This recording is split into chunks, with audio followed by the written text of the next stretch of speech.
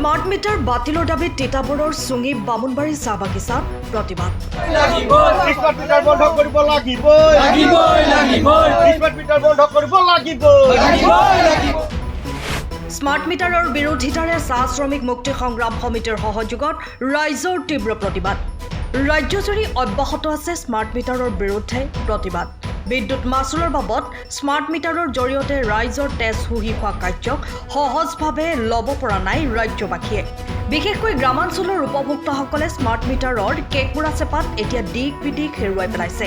তাৰ পাছতো ৰাজ্য চৰকাৰে স্মাৰ্ট মিটাৰ সন্দৰ্ভত কোনো স্পষ্ট নীতি গ্ৰহণ নকৰাত সম্প্ৰতি ৰাজ্যৰ ইমূৰৰ পৰা সিমূৰলৈ ব্যাপক প্ৰতিবাদ অব্যাহত থকাৰ সময়তে মঙলবাৰে সন্ধিয়া তিতাবৰৰ চুঙিৰ বামুণবাৰী চাহ বাগিচাৰ শ্ৰমিক ৰাইজৰ লগতে স্থানীয় কাকডোঙা চাহ বাগিচা, ঠেঙালবাৰী চাহ বাগিচা আৰু চেঙেলিচেটীয়া ৰাইজে স্থানীয় চাহ শ্ৰমিক মুক্তি সংগ্ৰাম সমিতিৰ সহযোগত চুঙি বামুণবাৰী বাগিচা চাৰিআলিত স্মাৰ্ট মিটাৰ বন্ধ কৰাৰ দাবীত ৰূপায়ণ কৰে এক প্ৰতিবাদী কাৰ্যসূচী। স্থানীয় যুৱকৰ্মী শ্বৰিফুল হুছেইনকে প্ৰমুখ্য কৰি যুৱ সমাজৰ আহ্বানত আৰু আব্দুল কুদ্দুছ আলমৰ সভাপতিত্বত অনুষ্ঠিত হোৱা প্ৰতিবাদী সভাত যুৱ নেতা ঘনশ্যাম ঠাকুৰ, উদ্যমী মহিলা আঞ্জুমা বেগম, হাফিজা বেগম, আসমিনা বেগম আদিৰ উপৰিও অঞ্চলটোৰ ৰাইজে অংশগ্ৰহণ কৰে। প্ৰতিবাদী সভাৰ শেষত ৰাইজে বিভিন্ন চৰকাৰ বিৰোধী শ্লোগানেৰে পৰিৱেশ উত্তাল কৰি তোলে।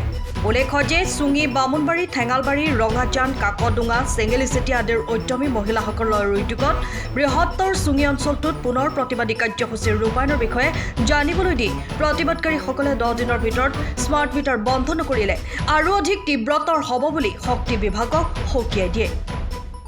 আজি আমি গটঙা উপসংমণ্ডল মণ্ডলৰ অধীনৰ চেঙেলিচেটীয়া গাঁও, বামুণবাৰী চাহ বাগিচা, কাকডোঙা চাহ বাগিচা, ঠেঙালবাৰী চাহ বাগিচাৰ সন্মিলিত ৰাইজে আমি আজি এক প্ৰতিবাদী কাৰ্যসূচী গ্ৰহণ কৰিলোঁ। আৰু প্ৰতিবাদী কাৰ্যসূচী আছিল স্মাৰ্ট মিটাৰৰ বিৰুদ্ধে। আমি এটা প্ৰস্তাৱ লৈছোঁ যে যিসকলৰ ঘৰত ইতিমধ্যে চৰকাৰৰ নিৰ্দেশত, হিটলাৰকাৰী চৰকাৰৰ নিৰ্দেশত যিসকলৰ ঘৰত মিটাৰ লগালে, সেই মিটাৰসমূহ অহা 7 দিনৰ ভিতৰত অনতিপলমে যেন খুলি নিয়ে।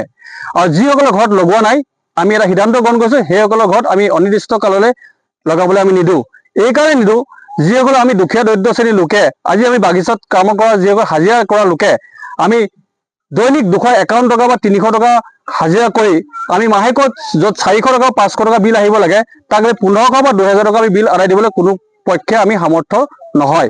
গতিকে এই হিটলাৰকাৰী চৰকাৰখনক আমি ইয়াৰ পৰাই তীব্ৰ প্ৰত্যাহ্বান দিছোঁ যে অনতিপলমে আপোনালোকে আপোনালোকৰ স্মাৰ্ট মিটাৰ, আপোনালোকৰ আদানী ফেক্টৰীৰ পৰা বনাই অনা স্মাৰ্ট মিটাৰ আপোনালোকে ঘূৰাই লৈ যাওক, নহ'লে আমি ভাঙি পিনে আপোনালোকৰ অফিচত দি থৈ আহিমগৈ। আমি 7 দিনৰ সময়সীমা বান্ধি দিছোঁ, কিন্তু তীব্ৰভাৱে চৰকাৰক আলোচনা কৰিছোঁ যে 7 দিনৰ ভিতৰত আপোনালোকে আমাৰ স্মাৰ্ট মিটাৰ ঘূৰাই নিয়ক, অন্যথা আমি ইয়াতকৈ জংগী আন্দোলন কৰিবলৈ বাধ্য হ'ম। আৰু যিসকলৰ ঘৰত লগা নাই স্মাৰ্ট মিটাৰ, সেইসকলৰ স্মাৰ্ট মিটাৰ কিন্তু অনতিপলমে যেন নলগায়, তাৰ বাবেও আমি আহ্বান কৰিছোঁ। আৰু আমি গম পাইছোঁ আমাৰ এইটো অঞ্চলত বিভিন্ন লোকক মিটাৰ লগোৱাৰ নামতো পইচা নিছে, সেইসকলৰ আমি তথ্য আছে। আমি অনতিপলমে সেইসকলো ৰাজহুৱা কৰিম। আৰু যিসকল দোষী ইয়াত জড়িত তেওঁলোকক কিন্তু উচিত ব্যৱস্থা শাস্তি দিব লাগিব, সেয়া আমি চৰকাৰ প্ৰশাসনক আমি আহ্বান কৰিছোঁ। আৰু আজি আমি শান্তিভাৱে আন্দোলন কৰি প্ৰতিবাদী কৰি আমি এইটো কথা কৈ দিছোঁ যে অনাগত দিনত 7 দিনৰ ভিতৰত যদি আপোনালোকে আমাৰ স্মাৰ্ট মিটাৰ আমাৰ খুলি নিনিয়ে, ইয়াতকৈ কিন্তু পৰিস্থিতি ভয়াৱহ হ'ব। আৰু তাৰ বাবে জগৰীয়া হ'ব কোন? তাৰ বাবে জগৰীয়া হ'ব এই হিমন্ত বিশ্ব শৰ্মাৰ হিটলাৰকাৰী চৰকাৰখন। আজি এই বামুণীবাৰী চাহ বাগিচা প্ৰাংগণত, বামুণীবাৰী চাৰিআলি প্ৰাংগণত স্মাৰ্ট মিটাৰক লৈ যি আজি দুখীয়া ৰাইজে যি জ্বলন্ত সমস্যাত অন্তৰ্ভুক্ত হৈছে, ইয়াক মই এই চৰকাৰখনক সকীয়াই দিব বিচাৰিছোঁ। আজি মোৰ নিজৰে লাজ লাগিছে। আজি মই নিজে এজন নিষ্ঠাৱান কৰ্মী হৈ চৰকাৰৰ বিপক্ষে মাত মাতিবলৈ আজি মই অসুবিধাত ভুগিছোঁ। যদিও এই চৰকাৰখনক মই ধিক্কাৰ দিছোঁ, হিমন্ত বিশ্ব শৰ্মাখনক ধিক্কাৰ দিছোঁ যে এই স্মাৰ্ট মিটাৰ অতি সোনকালে আমাৰ দুখীয়া ৰাইজৰ পৰা আঁতৰাই লৈ যাওক, অন্যথা যদি আঁতৰাই নিনিয়ে 7 দিনৰ ভিতৰত তেতিয়া আমি জংগী আন্দোলন কৰিবলৈ মই এতিয়া বাধ্য হ'ম আৰু চৰকাৰ ইয়াৰ লগত জড়িত হৈ থাকিব। আজি দুখীয়া ৰাইজৰ 300 টকা হাজিৰা দি আজি 28খন 29শ 3025 টকা কেনেকৈ এই মিটাৰ পৰিশোধ কৰিব? এই আমাৰ যি বিল পৰিশোধ কৰিবলৈ কাৰো সক্ষম নাই। গতিকে সকলো দুখীয়া শ্ৰেণীৰ ৰাইজ মই সজাগ কৰি দিছোঁ যে এই চৰকাৰখনে অনতিপলমে এই স্মাৰ্ট মিটাৰবিলাক উঠাই লৈ যাওক, আৰু যিসকলক লগোৱা নাই এইসকলক যেন অনতিপলমে লগোৱাৰ নিষেধ কৰে।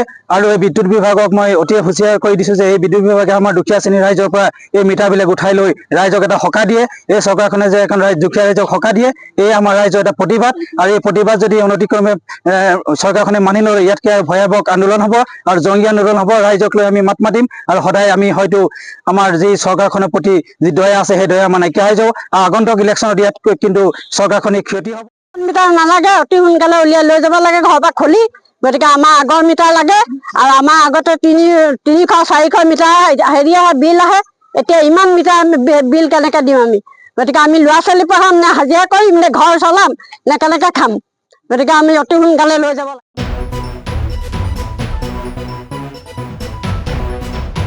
তিতাবৰৰ পৰা Prasenjit Rajkhowa report time of Assam